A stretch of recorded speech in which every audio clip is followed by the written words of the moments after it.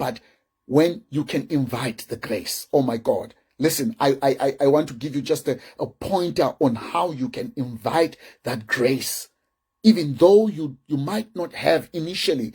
You know, when Saul was elected as a king, David was not even thought of, but in the presence of, in the event that Saul lost the throne, God went and looked for David. So David was not in the picture, but because Saul went and sacrificed when a prophet of God was there and he did not wait, he lost his place and God had to go. So the grace might have not been on David, but it was on Saul. But because David was a person that kept on inviting that grace, the grace found him.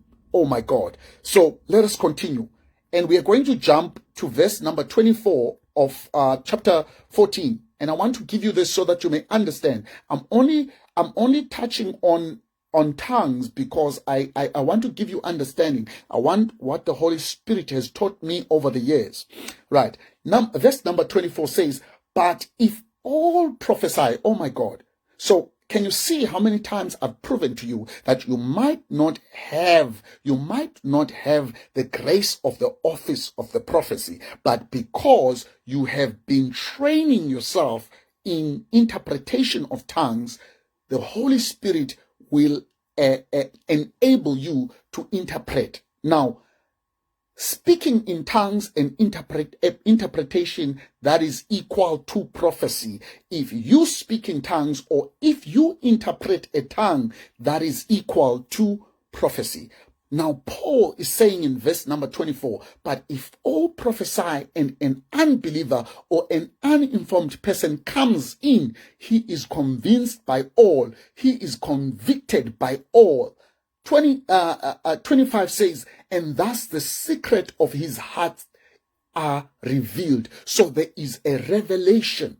Oh my God. So when you are aligned to when you are aligned to interpreting your own tongues, you know, God may give you that interpretation. Sometimes, you know, before I was saved and I didn't know that I had this grace in my life, I used to speak and just blurt out people's private information. I just thought it was a thought to me. I did not understand that I was prophesying to people without even understanding. And I would go straight to their secret. And I used to have people who did not like me because they thought that there was someone who told me their secret, but I did not know at that time. I was not saved, and God had been calling me for some time, but I've been running away from this calling because I was a young man and I was thinking I was enjoying life, and I didn't want to answer the call. And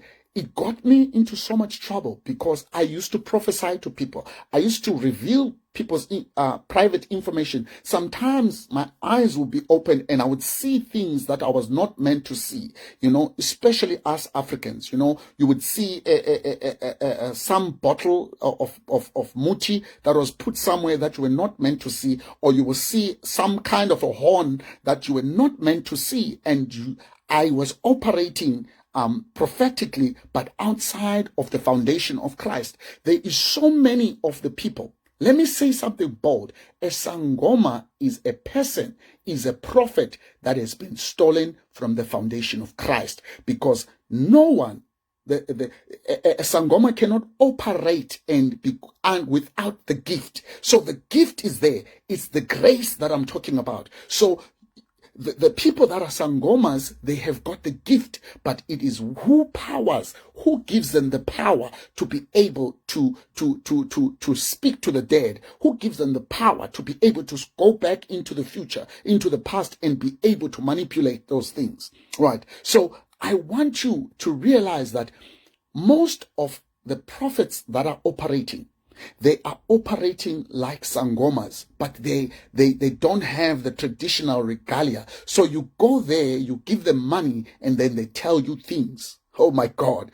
Tell me that is not a sangoma. That is a sangoma in a suit that is holding and using the name of the Lord in vain. Oh my God. But I want to prophesy something right now to someone.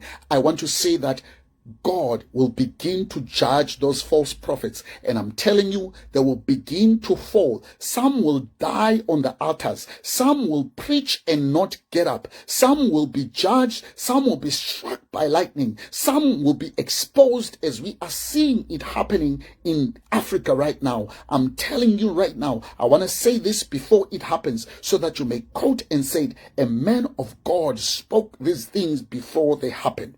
Now, my time is up.